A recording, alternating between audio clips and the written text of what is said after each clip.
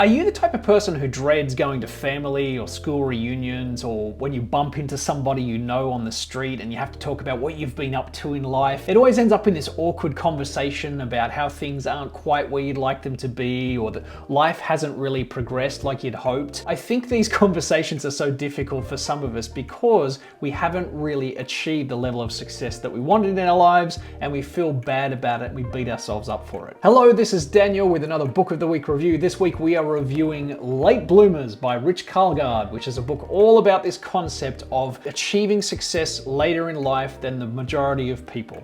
The subtitle of the book is The Hidden Strengths of Learning and Succeeding at Your Own Pace. It was a book that was written in 2019, and it is a very interesting read because it really shows you the reasons why many of us feel bad about how far we progressed in life and what we can actually do to change that narrative and to be a better, happier, fulfilled person along the path to what we want to become. This book spends a bit of time in the beginning explaining why a lot of us feel like we're behind in life compared to our peers, and it really comes down to two different factors. Number one is the change from intrinsic to extrinsic goals. Many people today focus more on what they have or how they appear to others, what they've achieved on the outside versus who they are as a person on the inside. 100, 200, 300 years ago, things like spiritual development, community, and your sense of self were more important. Today, it's more about how much money you have or how many followers you have on social media or how famous you are or whatever. And that has really changed the narrative in our society and how we kind of compare ourselves, and inevitably we end up comparing ourselves unfavorably to most other people. In fact, recent studies show that 40% of people feel like they're behind in life in some respect,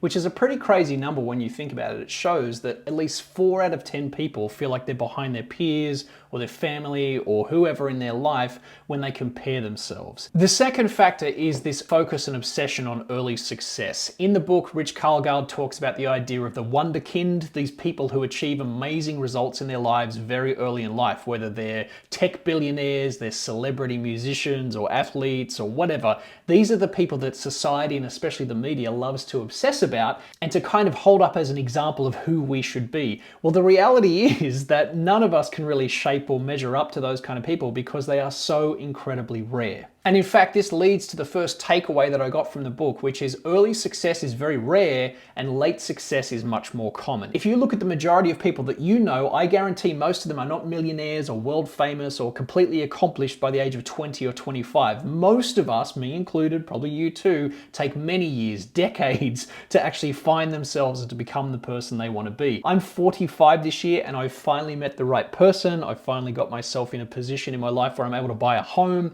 and to do some things that I hoped I did almost 10 years ago in my life. And that is pretty common, I think, more common than we like to admit. And so if you're in that position, that's okay, because early success is actually very rare and later success is more common than we realize. The reality is, though, that most of us hide it and don't show our weaknesses or our failures to the world because of the fact that we want and we desire extrinsic success these days. Just knowing this and realizing that, hey, most of the people around me aren't actually doing that much better than me in all aspects of their lives can make you feel a little bit better. The second concept, which is really interesting in this book, is what he calls the cruel fallacy of human measurement, which is where we obsess about measuring ourselves by standardized test scores or a certain weight or a certain income or social media followers. We find these ways of making ourselves have to measure up and to balance against other people. The reality is none of us actually can measure up against another person because our lives are too unique. But we take this cruel fallacy of an idea of measuring ourselves against each other to somehow try and standardize. He talks a lot about testing in school and that if you don't have academics, book smarts and brilliance,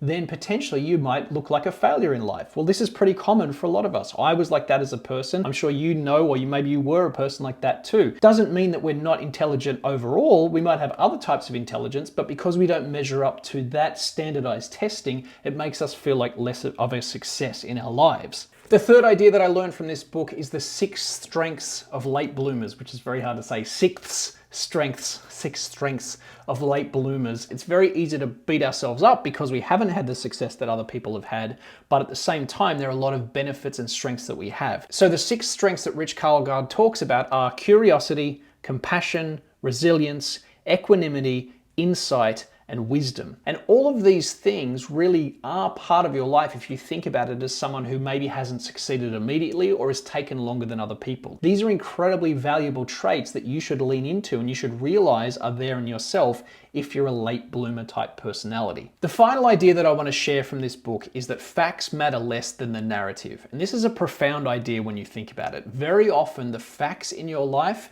actually aren't as important as the story that you're telling yourself about your life. If you frame your life and you compare yourself unfavorably to other people and you say that you're a failure or you're behind in life or you're not measuring up, then that is the truth. Whereas if you find reasons to see that you're even with other people, that you're valuable in your own ways, then that is the truth. So the story that you tell yourself actually is more important than any facts that you might be experiencing in the moment. It doesn't mean that you have to avoid reality or pretend that everything's perfect, but if you look at your life, it's very likely that the facts aren't as important as the narrative that you're telling and selling yourself into. So go easier on yourself. Realize that if you are a person who hasn't succeeded greatly as yet in your life, that is okay. You are probably a late bloomer, just like I was, and many people in the world are. Have fun, enjoy the journey, realize that every setback that you go through actually makes you a better, more valuable, deeper person. Value that, value who you are, and I promise you, you will eventually get the success you want. Overall, I would really recommend checking out Late Bloomers by Rich Karlgaard. It's a great read, some interesting stories in here, and it will definitely help you to feel more motivated if you're a person who feels like they're stuck or they're not measuring up to the normal parts of society. Hopefully this has been insightful for you. I'll look forward to seeing you in a future book review. My name is Daniel Midson-Short. Thank you for watching, and as I always say, thank you for improving yourself.